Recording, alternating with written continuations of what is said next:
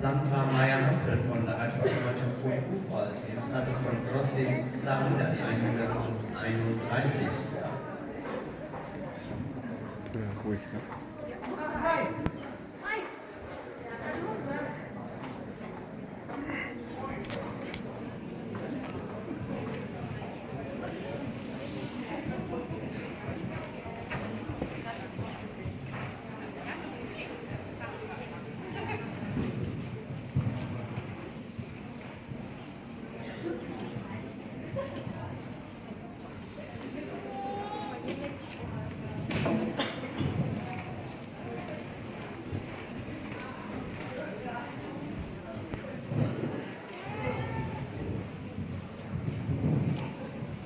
War ein bisschen dicht, das war gut.